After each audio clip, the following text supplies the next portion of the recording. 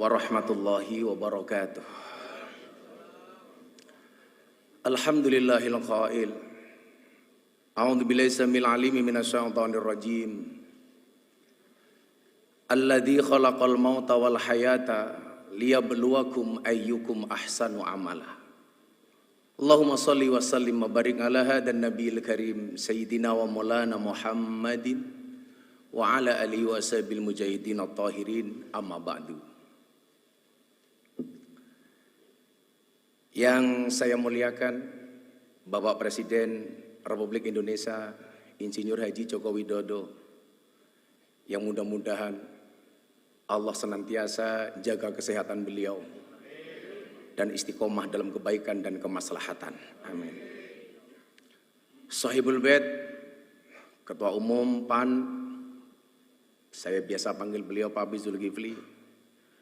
Betul Bapak, saya diprank sama ketum, mengundang saya dengan membatalkan sekian banyak acara saya atas nama Presiden.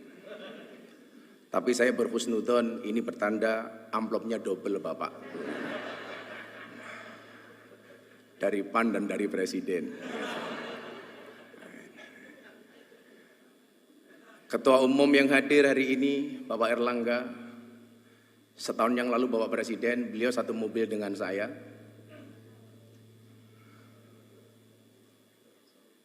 Beliau minta saran, Gus saya harus bagaimana? Waktu itu saya bilang, Pak Erlangga, tolong penampilan medsosnya agak gaul dikit, saya bilang. Dan ternyata kemudian dibuktikan sama beliau. Ketika Ronaldinho datang, ditanya, Ronaldinho, what is the best goal? Ronaldinho jawab, goal, Golkar, katanya. Waktu itu. Bapak Prabowo Subianto, Ketua Umum Gerindra, kalau Bapak masih ingat di Keraton Jogja sekitar 8 tahun yang lalu, Bapak ngerangkul saya, dan waktu itu Jenderal janji, Gus saya akan datang ke pondoknya Gus Miftah. Alhamdulillah sampai hari ini belum terlaksana.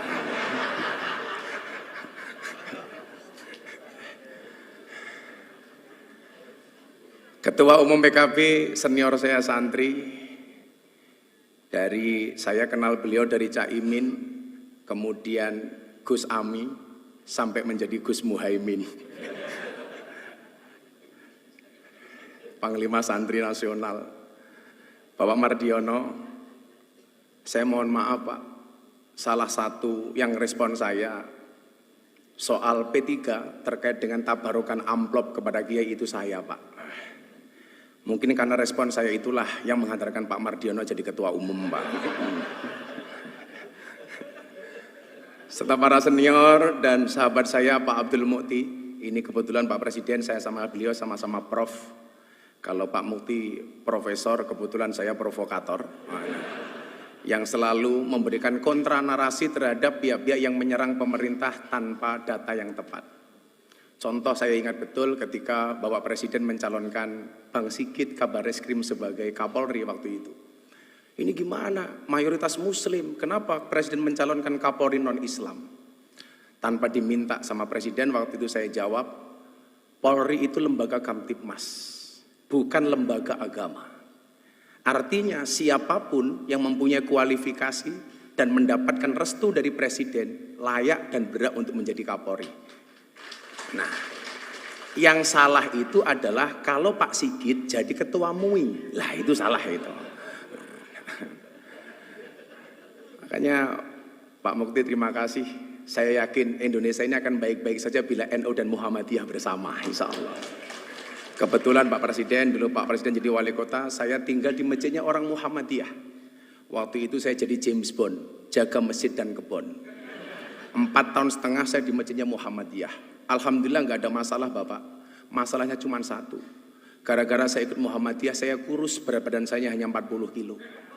Kenapa saya ikut Muhammadiyah kurus? Karena Muhammadiyah belas, nggak pernah ada selamatan Pak.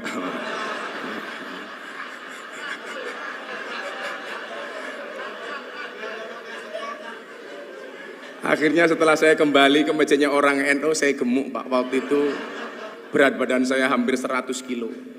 Kenapa jadi orang NU gemuk Pak? Karena orang NU dikit-dikit makan. Yasinan makan, tahlilan makan, sholawatan makan. Tetangganya sakit minta didoakan makan. Yang sakit mati makan lagi Pak itu. 7 hari gitu. Mungkin pertanyaannya begini, kan katanya Pak Jokowi NU, kenapa kok kurus? Nah, gitu. Kira-kira jawabannya adalah karena Pak Jokowi NU tapi bersimpati dengan Muhammadiyah. Bapak Ibu yang saya muliakan, beberapa hari yang lalu saya terenyuh. Ya, yang berani ngundang saya PAN Pak. Ya. Kalau PKB selalu bilang Gus kemahalan kan.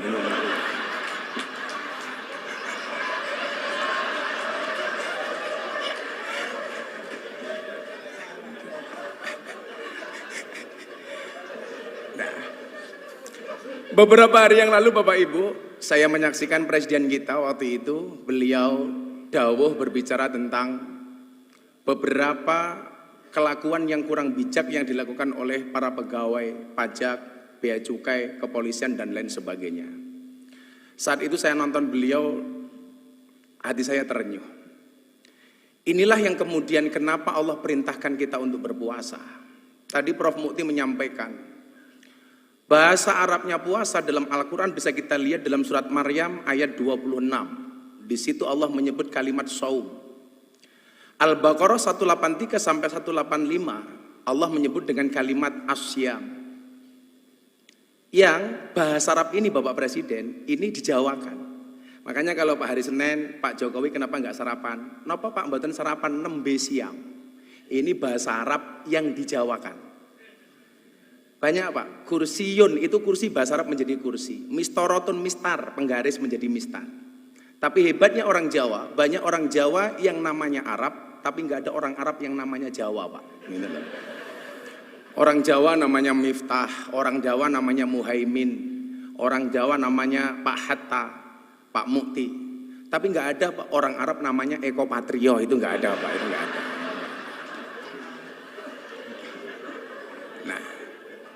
Nah Bapak Ibu, as-saum atau asyam ini dalam kitab Munjid disebut maknanya adalah al-imsak. Imsak itu artinya adalah menahan diri. Maka puasa itu mengajarkan kita untuk menahan diri, pengendalian diri, pengendalian jiwa. Tujuannya apa? Kalau tidak bisa baik minimal jangan jelek-jelek banget. Nah, kalau nggak bisa baik-baik banget minimal jangan jelek-jelek banget. Maka supaya kita terprovokasi dengan kebaikan itu, amal pahala dilipat gandakan 1000 kali lipat. Jadi kalau Anda khatam Quran bulan Ramadan sekali saja itu sama dengan khatam 1000 kali. Anda sedekah 1 sama dengan 1000. Makanya kemarin Presiden memberikan contoh, membayar zakat di Basnas. Ini menjadi contoh untuk kita semuanya. Tapi yang orang sering lupa, mohon maaf, bagaimana dengan keburukan? Tado'afatis sayyi'at kama tado'afatil hasanat. Berlipat gandanya keburukan sama dengan berlipat gandanya kebaikan. Artinya kalau kebaikan 1 dibalas 1000, keburukan juga sama. Maka hari ini mohon maaf kok Anda maling uangnya rakyat 1, itu sama dengan maling 1000. Hati-hati. Ibu-ibu membentak suaminya sekali di bulan Ramadan, hati-hati. Itu sama dengan membentak suaminya 1000 kali. Begitu juga sebaliknya.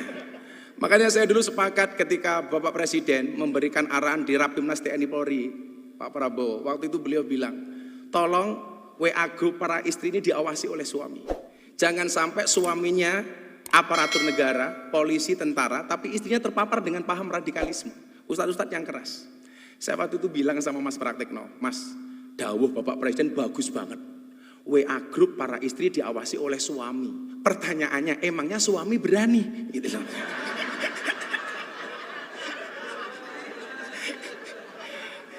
Yang ada istri yang ngawasi suami, Pak, itu. Karena perempuan itu, mohon maaf kayak teman-teman puan ini, perempuan itu karakternya satu Bapak Presiden. Kalau disakiti nggak pernah lupa, kalau menyakiti nggak pernah ingat, Pak. Itulah misalnya itu.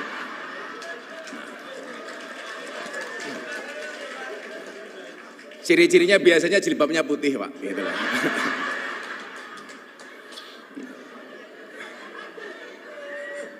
Yang jilbabnya biru insya Allah lah. Gitu lah.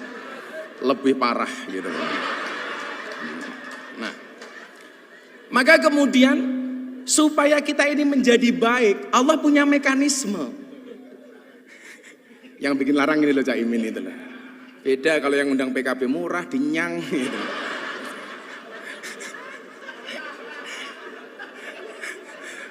Nah, mekanismenya kenapa kok harus berpuasa Bapak Ibu? Ini, karena waktu saya pendek. Nanti kalau Bapak Presiden menghendaki panjang, silahkan dipanggil ke istana Bapak. Nah, pertanyaannya kenapa kok harus puasa? Bapak Ibu, manusia itu produk terakhir. Sebelum menciptakan manusia, Allah sudah menciptakan malaikat.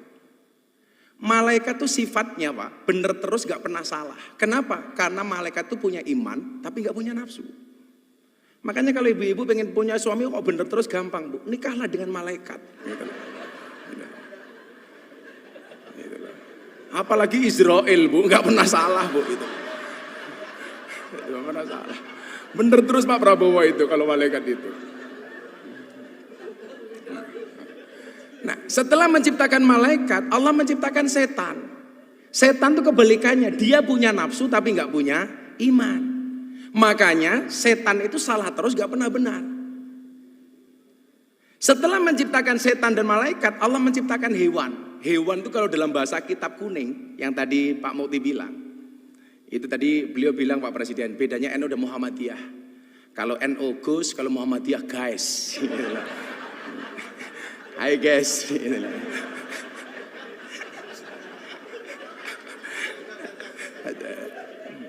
Nah, ada hewan itu kalau dalam bahasa kitab disebut rumangkang, ada hewan satu galak. Hewan rumangkang itu hewan yang hanya memperturuti hawa nafsunya, dilambangkan seperti kambing, seperti celeng. Kemudian ada hewan yang suka mengganggu, menakut-nakuti, namanya satu galak, yang dilambangkan seperti anjing dan serigala. 4 makhluknya Allah ini mohon maaf, hiburannya beda-beda. Malaikat itu hiburannya bila dekat dengan Allah. Setan hiburannya mengganggu. Kambing hiburannya makan. Setan hiburannya menggoda, nakut-nakuti. Lah mohon maaf Bapak Ibu, manusia itu 4-4-nya ada. Jadi manusia itu ya ada malaikatnya, ada setannya, ada anjingnya, ada kambingnya. Jadi kok ada kok orang baik banget. Wah, ini COVID di Indonesia penyelesaiannya kok pertama kali terhebat. Siapa presidennya? Pak Jokowi. Oh, ini bukan manusia tapi malaikat. Lah, itulah. Seolah-olah seperti itu. Kok ada orang kok sukanya ganggu tok. Kita dengan gampang mengatakan, oh setan ini gitu. Kok ada orang sukanya hanya nakut-nakuti. Kita dengan gampang mengatakan, ini kok kayak anjing. Tapi sebaliknya orang kok yang dipikir cuma makanan tok, itu berarti kelasnya kayak kambing. Pagi nasi goreng, siang pecel, sore soto, malam masih Indomie lah. Wedus gitu kan itu. Lah.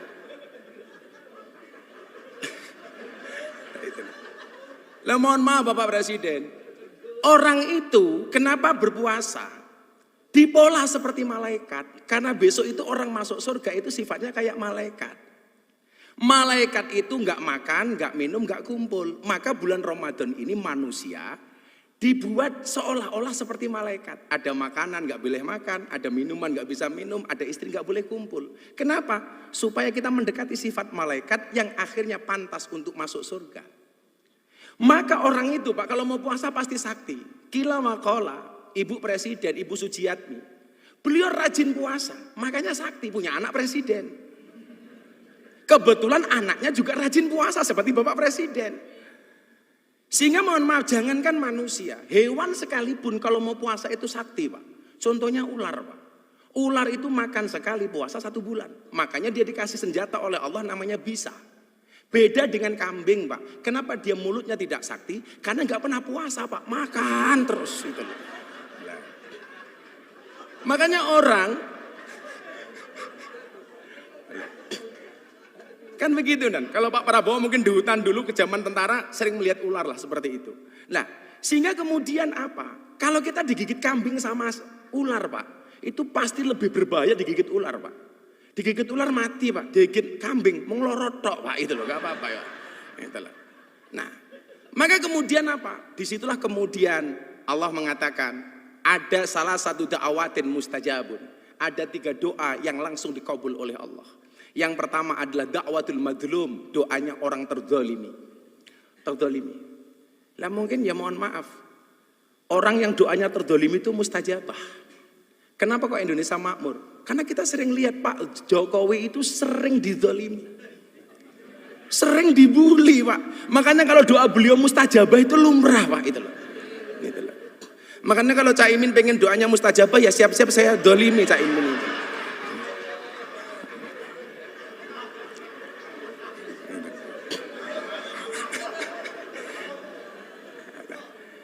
Kemudian yang kedua adalah doa orang tua kepada anak. Ini langsung istijabah oleh Allah. Makanya kalau sang ibu Bu Sujiatmi sering puasa, kemudian mohon maaf lisannya ini sakti Pak mustajabah, maka menghasilkan anak yang luar biasa. Saya selalu meyakini orang ono mulyane anak tanpa tirakate wong tua. Kemuliaan seorang anak itu berangkat dari tirakat orang tua. Saya lagi mengulik dari teman-teman saya di Solo. Dulu amalia Ibu Sujiatmi itu yang hebat apa sehingga melahirkan seperti Pak Jokowi. Ternyata salah satu amalianya adalah puasa. Karena doa terakhir yang dikabulkan oleh Allah dan pasti dikabulkan adalah da'watus shaim, doanya orang berpuasa. Maka ketika kita puasa inilah kemudian kita menjadi orang baik. Di situ Allah mengatakan innallaha yuhibbul muhsinin. Allah itu mencintai orang-orang yang baik. Kalau dia baik Pak nggak akan korupsi. Kalau dia baik nggak akan menyakiti hatinya rakyat. Kalau dia baik Pak nggak akan tersinggung. Restoran buka di siang hari di bulan Ramadan. Jangan malah teriak-teriak takbir. Waduh Pak, murah amat takbir hanya untuk nutup rumah makan. Kalau saya ketemu Pak Pizul ada rumah makan bukan takbir Pak, tapi traktir gitu Pak. Itulah alasan Bapak kenapa orang puasa itu mulutnya bau. Supaya orang puasa itu banyak diamnya. Maka bulan Ramadan itu yang perlu ditutup bukan restorannya tapi mulutnya. Kenapa? Karena puasa itu orang puasa itu tidak untuk dihormati, tapi akan melahirkan pribadi yang terhormat. Begitu mohon izin Bapak Presiden, karena waktu saya cuma 10 menit, mungkin bila diperpanjang besok di Istana Negara Bapak. Insya Allah itu. Akhirnya Bapak Ibu sebelum berdoa, orang puasa itu haus, orang puasa itu lapar, orang puasa itu dahaga. Kenapa kok bisa bersabar? Kalau seandainya kita pura-pura masuk kamar, makan nasi padang, minum es teh, keluar dari kamar, nggak ada yang tahu Pak. Tapi kenapa tidak pernah kita lakukan? Jawabannya sederhana Bapak Ibu. Kenapa orang puasa itu walaupun haus, lapar, dahaga dia bisa bersabar? Jawabannya adalah karena orang berpuasa yakin adzan maghrib pasti datang. Artinya apa? Apapun masalah yang diterima oleh bangsa ini hari ini, entah masalah PSSI, masalah apapun, kita meyakini solusi dari Allah pasti akan datang. Gembok tidak pernah dibuat tanpa kunci, masalah tidak pernah dibuat tanpa solusi. Bapak Ibu, pada akhirnya mari bersama-sama kita berdoa kepada Allah Subhanahu wa taala. Mudah-mudahan di bulan Ramadan, bulan yang penuh dengan maghfirah dan ampunan ini, bangsa Indonesia mendapatkan kemuliaan dari Allah Subhanahu wa taala. Bismillahirrahmanirrahim. Allahumma sholli ala sayyidina Muhammad wa ala ali sayyidina Muhammad walhamdulillahi rabbil alamin.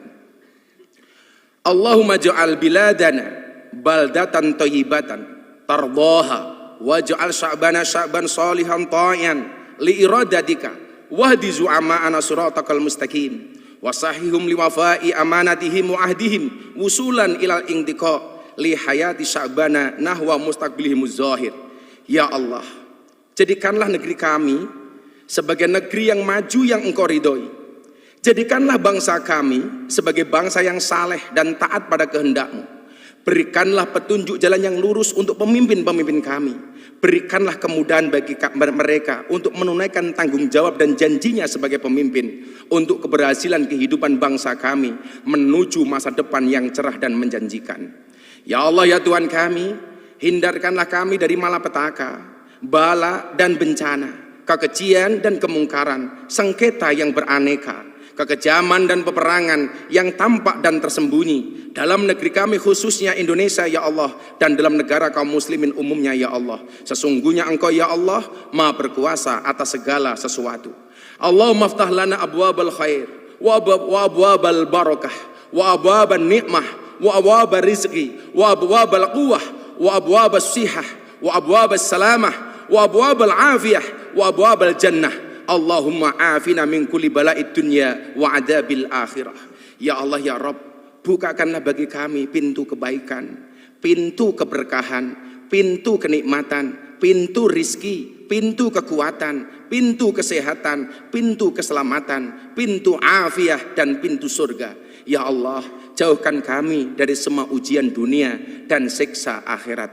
Allahumma rabbana taqabbal minna salatana wa siyamana wa qiyamana wa ruku'ana wa sujudana wa qu'udana wa tadarru'ana wa takhassu'ana wa ta'abbudana wa tammim taksirana ya Allah ya Rabbal alamin. Ya Allah ya Rabb, terimalah salat kami, terimalah puasa kami, terimalah rukuk kami, terimalah sujud kami, duduk rebah kami, kerendah dirian kami, kekhusyuan kami, pengabdian kami, dan sempurnakanlah apa yang kami lakukan selama kami menunaikan sholat ya Allah, Tuhan seru sekalian alam. Rabbana atina fid dunya hasanah wa fil akhirati hasanah wa qina adzabannar walhamdulillahi rabbil alamin. Bapak Ketua Umum Partai